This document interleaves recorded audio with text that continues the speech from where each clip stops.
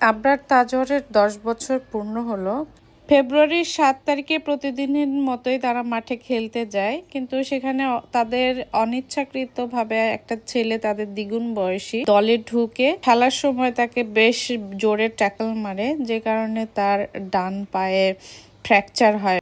Plaster খোলার পরেও doctor আরো সাবধানে থাকতে বলেছে, কিন্তু তারপরেও কি শুনে কার কথা, বেলুন নিয়ে এসে ফুটবল খেলছে।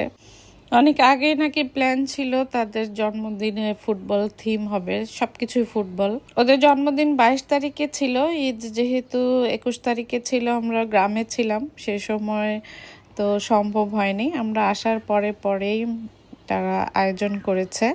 আসলে বার্থডে যে গেস্ট নিয়ে বা ফ্রেন্ডদের নিয়ে অনেক ঘটা করে কখনোই পালন করা হয়নি। মূলত ওরা যেহেতু কেক খেতে খুব পছন্দ করে, কেক লাভার, এবং ওদের খালামণিরা একটু মজা করার জন্য জাস্ট এই আয়োজনটা করে থাকে। এদিকে সাথী আন্টিও তাদের জন্য পুডিং নিয়ে এসেছে, তাদের নামও লেখা এটি, মানে আবরার তাজওয়ার। পুডিং তাদের খুব পছন্দ। একজন আরেকজনকে এক প্যাকেট খাওয়াই দাও, তাদেরকে একটু খাওয়াই দাও।